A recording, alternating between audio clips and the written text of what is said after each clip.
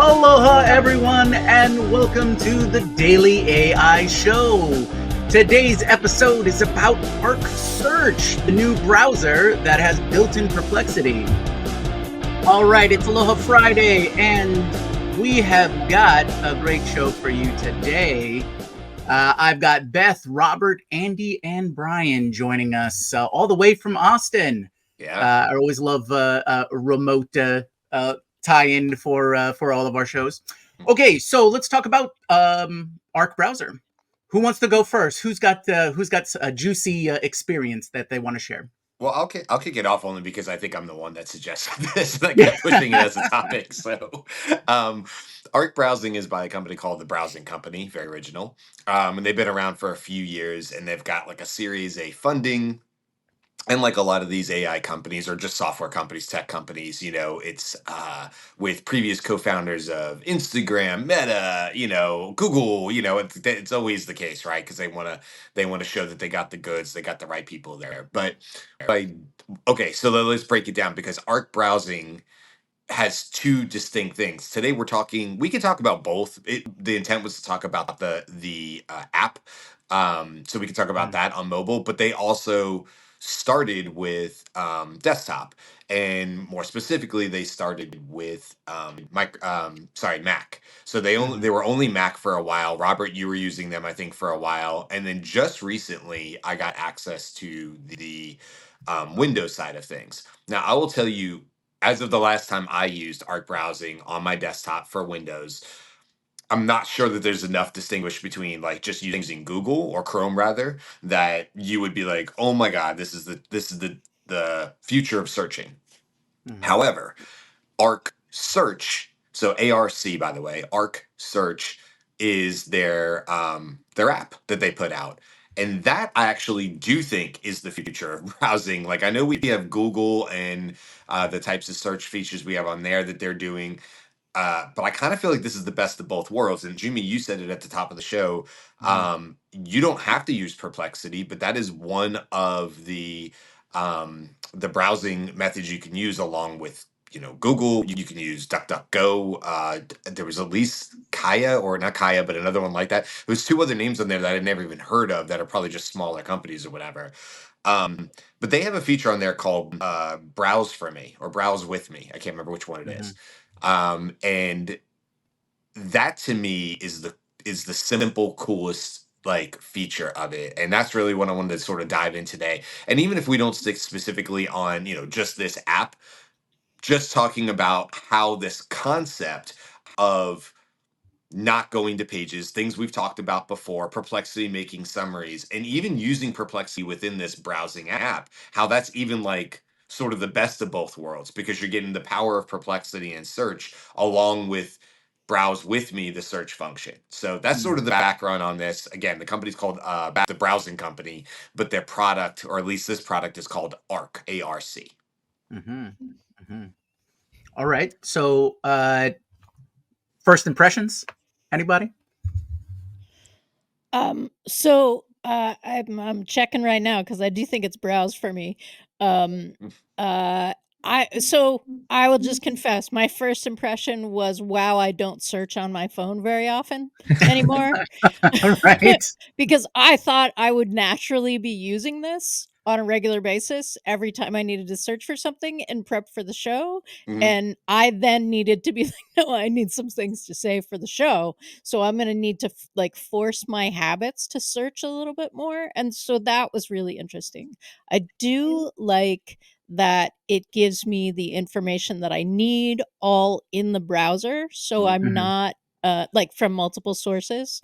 The other thing that I really like is something new that they brought, like I think in the last week, which is pinch to summarize. So if you're on Pinch, one of yeah. those like really, really long pages, because you've gone now to the page itself, you can pinch and it will automatically summarize for you. And that is super helpful, particularly on mobile.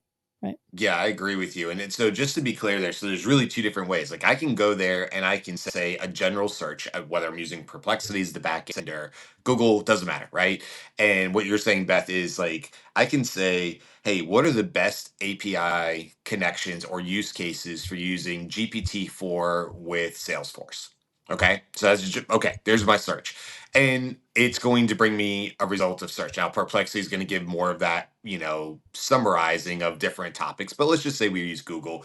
I'm gonna go to a page. I'm gonna see my top results like we always do. I'm gonna go to that page. And so, Beth, what you're saying is they now have this pinch feature, which they said is supposed to look like origami. And if you just take your fingers and pinch them together, like index to thumb, it folds the page visually. And there's some really nice haptic feedback that they have that I like, that and tells you like you've completed the pinch. And then what it'll do, to what Beth was just saying, is it will then summarize. It pulls the screen up and it will summarize whatever was on there on that page that I went to about how to use API connectors for Salesforce.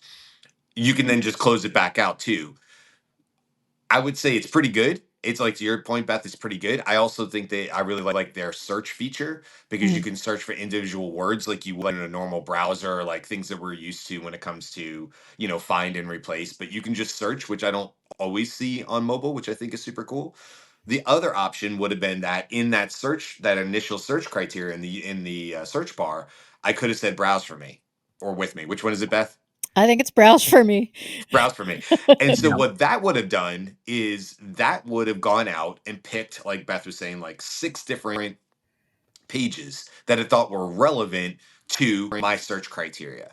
And then what it essentially does is builds a brand new page for me, not like a new web page. It's not like it exists somewhere. It's a summary page. But what I see are just a page of citations of different sources, and then almost like a perplexity style summary of it, telling me like, hey, you can go watch this video right now, you could go watch this article, this is what this article's done, and it lays everything out for me.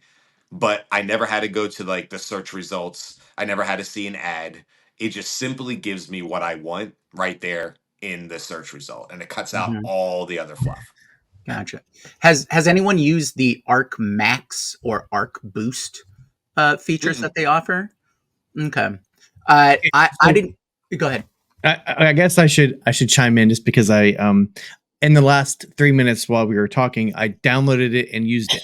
Okay, so So just to it's show you, super quick. just to show Real you world how reactions. behind I am, Very but first also how impressions. quickly it is for me to have an opinion.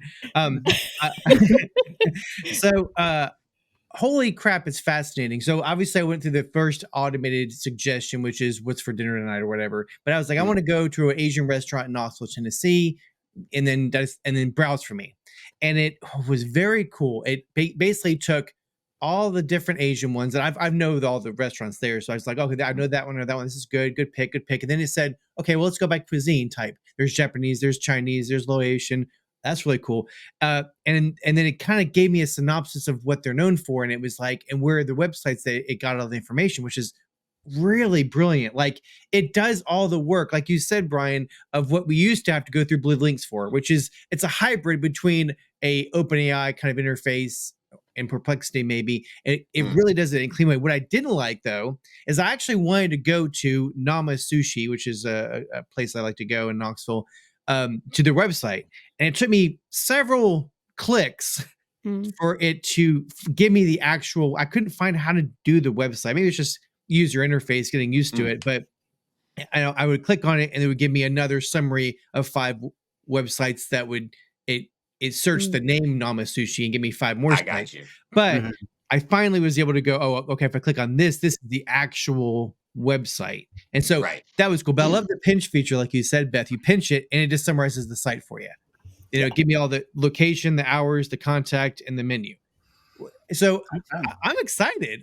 This is the first I'm hearing about it, so I guess I'm a good use case for those listening Yeah. or watching. Right. Right. Right. But Right. it's like really useful, really fast useful. So there's no barriers to me as a user. So Be Well, like first, I'd like Robert. to welcome Karl to the call or to the What's up, show. Karl? Thanks, Karl, for joining what's up? us. I did want to take a second to provide a little pushback with Ah, an asterisk. All right. So I don't have access to a Mac. I don't have access to the Windows version. They Mhm. just forced me to join a wait list, so they haven't given me access to that. And the only iDevice I have is an iPad. Okay. with those caveats, it's meh. So I It's what? downloaded the app. Meh. Meh. Yeah. I- So I downloaded the app on my iPad, Mhm. and it's basically the iPhone app Oh, I hate when just they do being that. forced Oh, onto the iPad. it's the So Okay. worst. that's a knock against them. But of course, it's an iPhone app, not an iPad app. Again, Right. asterisks. I do agree. I like the summarize feature. That was fun. I do like being able to choose perplexity as the default search engine. That's fantastic.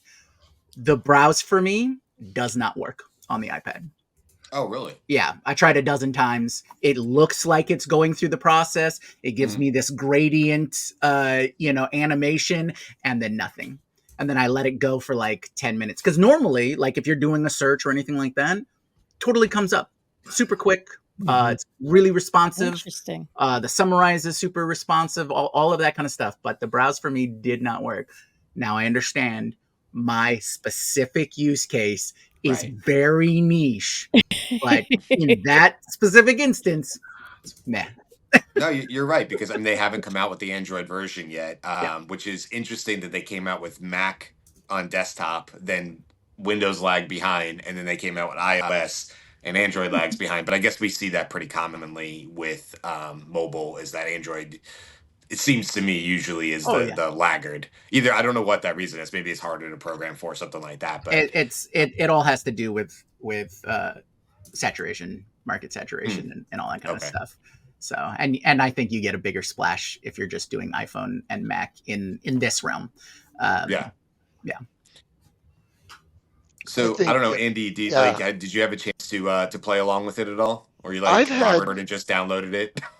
well, that's a point in its own right, which is I did download the mobile app probably 10 days ago when you first started commenting about it.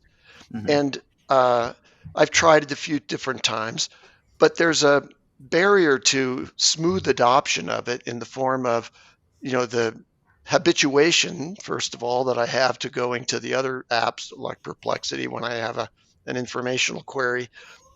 Google, I've said before, I kind of use for anything that's local or transactional shopping, like Google's shopping search is what I am Mm, familiar with, and I find it very helpful and useful. Maps and so on. Um, but with the Arc browser on my phone, there were enough idiosyncrasies about the user interface that it wasn't immediately intuitive that I could access these other things. So I'd have to spend a little bit of time. It's probably pretty easy, but I'd have to spend maybe half an hour playing with it.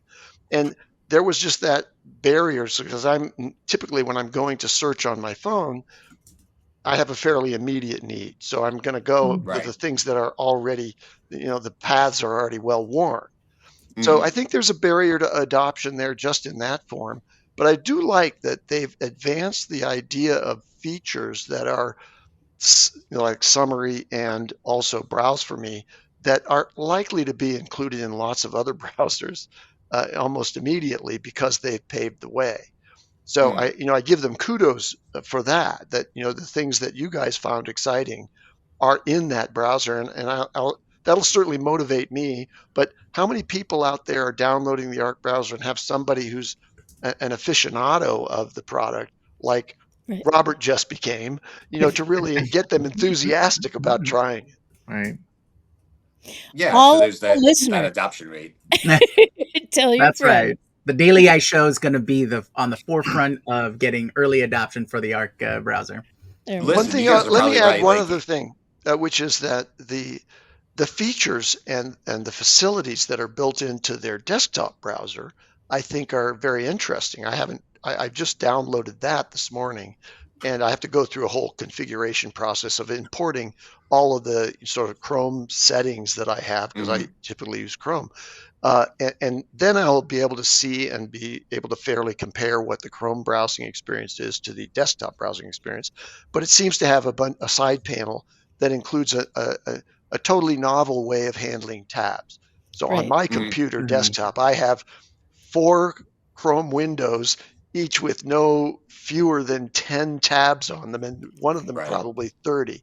So getting those better organized. Now that, Chrome added a feature within the tab organization where you can kind of gang a set of tabs together and label them. So you tag them and then you can invoke that set of tabs again.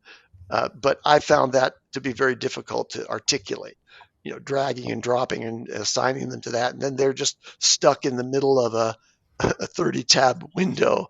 It didn't seem that helpful. So I'm eager to try the Arc desktop version and see if their tab management is better. Mhm.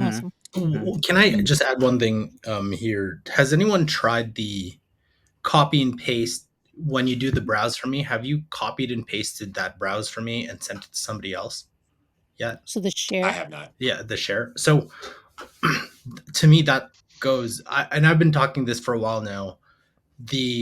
I believe the future of websites, now that I've actually built something like this, is that when somebody goes to your website, and I think Arc Browser and another tool called globe.explore is doing that, where you're typing in what you want and Mhm. it's dynamically building something for you that's personalized to you.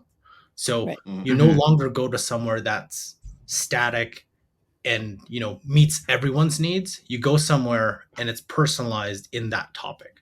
So I thought that's a really cool feature where if you send it to somebody, it's cool. I sent it to myself, looked on desktops, like, oh, this is neat. It's built the search of all the different things that you're wanting to look for. It's all there. And it's just funny that it's now two different tools, globe.explorer and this, that are Yeah. kind of doing the same thing. And so it's really neat to see AI go into that space, this AI search space. And I don't know if you've connected Perplexity to Arc Browser. Love it. That's a Yeah. really cool Mhm. connection there. Wait, Sometimes, hold on. Explain that. What do you mean connected to the Arc browser? so you can Do take both? you can go to your mobile, set the settings, the default browser. You can change it to so you can need Google. I think DuckDuckGo's on there. Yeah. Yep. Yeah. DuckDuckGo. I Bing, was saying there's a couple on there that I never heard of. yeah, and Perplexity. So I've done it to Perplexity. So I've got the Arc browser plus Perplexity connected to Okay. both, and it's fantastic. Which is a bit like Inception, because at some point you're getting the Perplexity summary search, of which you can then pinch and Right. summarize, so you can Yeah. summarize the summarizing, which doesn't necessarily serve or solve real world problems. I don't think that's not necessarily it. I think, Andy, I want to go back to what you said about, like, I think this is cool, right? But I also think it's cool because I haven't seen anything that looks this slick. Robert, you kind of talked about that. Like, well, there's very little barrier to entry here. I kind of understood it the minute I started using it, which I Right. think is a Mhm. huge kudos to the browsing company team, right? They produced a UI that's very easy.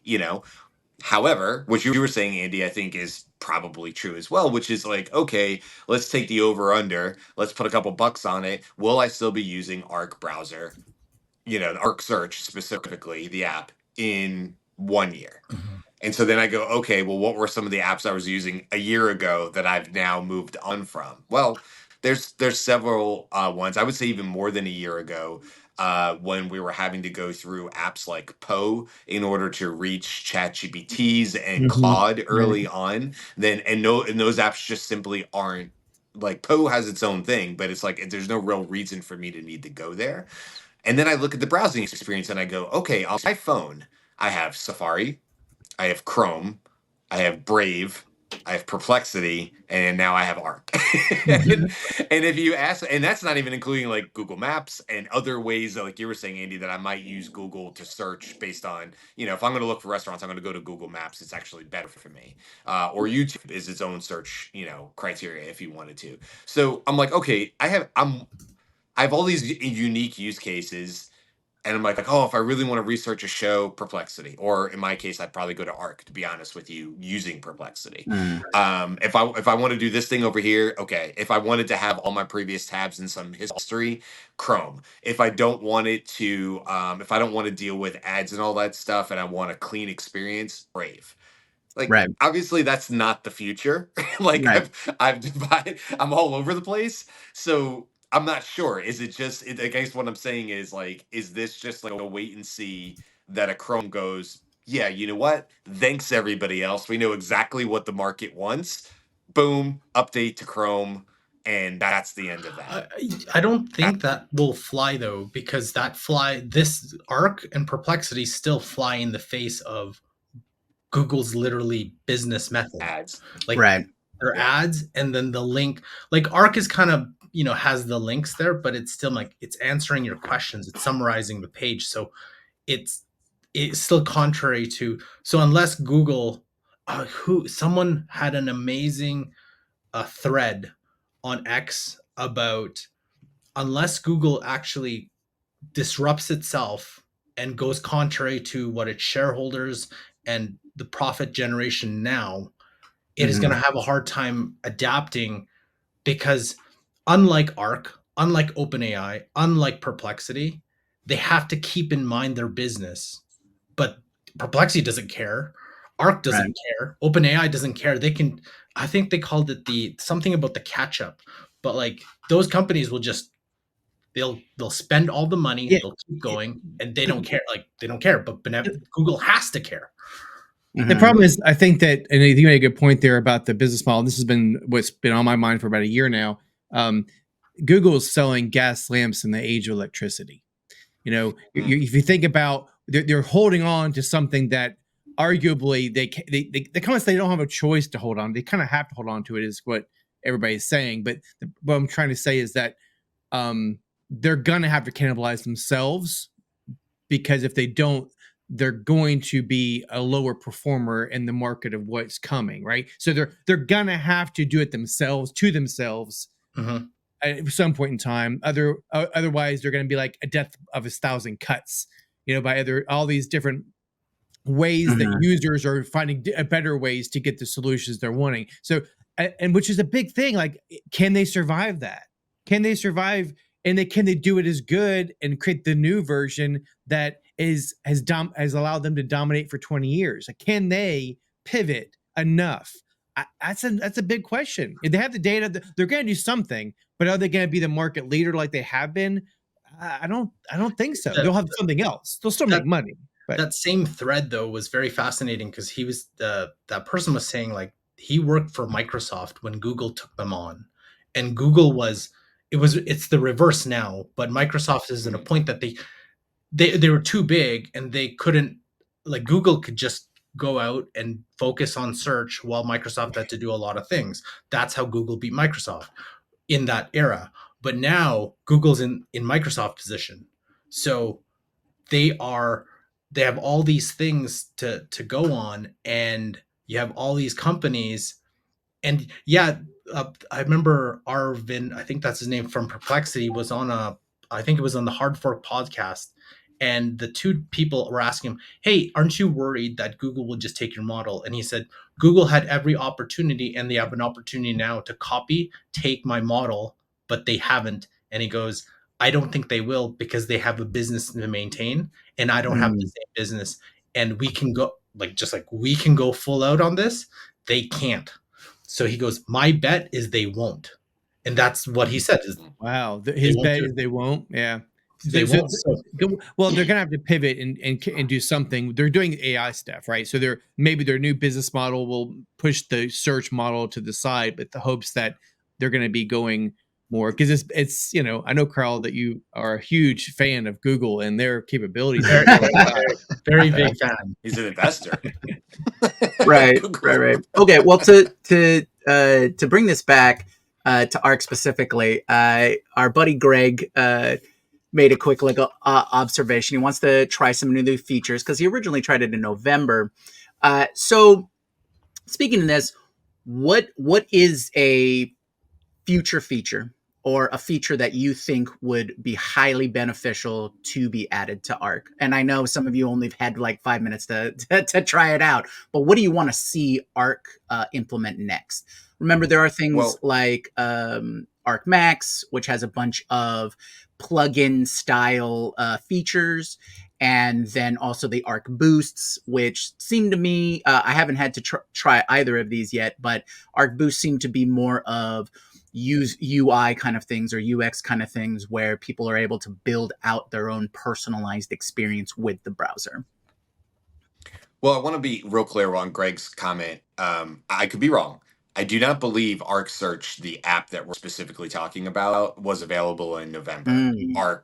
The browser on desktop, yes. Mm-hmm. And I would agree. If that's what Greg is mentioning, then I agree. Not that impressive. I've messed around with the Windows and it's fine, but it's nothing I would change my daily pattern for, right? The app, which has the art browse and the browser me and stuff like that, I don't think was around in November. I think it's more recent than that. I could be wrong on that. That's only a couple months ago. Features that I'd like to see. Well, we haven't talked about another elephant in the room, but we bring them up from time to time, and that's Apple. We expect Apple this year with their developer conference and stuff like that to make some major improvements, we believe, to Siri, as well as just their iOS, their operating system in general on the phone. And where I think Arc will have to be competitive is I would not be surprised to see the future of search through voice get substantially better with Siri this year. Mhm. And if Arc is not able to compete on the voice search, as an example, my 13-year-old daughter, I always bring her up because it's just a different experience. She searches through Siri 90% of the time. Mm. She's always just saying it out loud. She doesn't bother to type it. She does not go to a thing. Now, I've taught her about perplexity. She uses that for school, which is great. But if she's just like, Dad, I have a quick question, and she's in the car Come with on, me, Brian.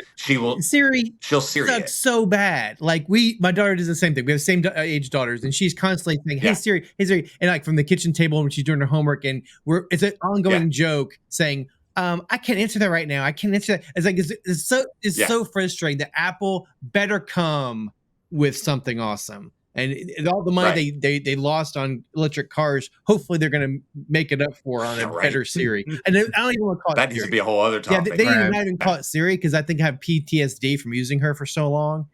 It needs to be Yeah. changed the name. But yeah, Same thing with Alexa. I feel the same way. Like, 3 years ago, we're like, Alexa's still kind of cool. It's been around for a decade at this point or whatever. And then all this new technology came out and AI and stuff. You're like, man, Alexa kind of sucks, but it's just funny how quickly we can get there as a society of like, our bar it's is not doing raising. the Yeah. job for me anymore, Truly, yeah. I'll say that in the same vein, there is likely to be an intermediary in the way of all of these applications, which is going to be a phone-based AI-driven assistant. I can Mhm. give that assistant instructions like, "Hey, go ahead and check all the browsers. Do browse for me. Here's what I'm looking for you to accomplish." And you'll have a short conversation with the assistant back and forth. It's probably very local, running a small model right on your phone. And then that assistant acting as your agent is going to go out and do all of that browsing for you. And it's probably going to, do, much more than you could with your attention span in a much shorter time and come back with some results for you. Can I piggyback on that, Andy? And I love you're exactly right. I agree with that. But we're not thinking about the other side of this equation. And if I wouldn't, I know we have a couple seconds, but so we all talk about using these to get access to the information on the web. Well, we're assuming that those content, those websites are going to continue to be produced and created to continue to have value to that searching. But as we're seeing, this is kind of killing the content creators, right? The websites that show recipes of food, that they're kind of losing their game, right? The instructional sites, the educational sites, are we going to still have people producing the content so that 5 years from now, this solution or this situation you just explained, going out and agents going out searching this websites, are they even going to have sites to search? That's my question. I think on that note, and I agree with you there. I just right now outside of perplexity, it kind of just still like it just gives like when it creates browse for me, it's still a bunch of links that in the end you still need to go. Mhm. And even if you summarize, I've been to recipe websites, it doesn't give you the full recipe. Sometimes it gives you a couple of them. It doesn't do that.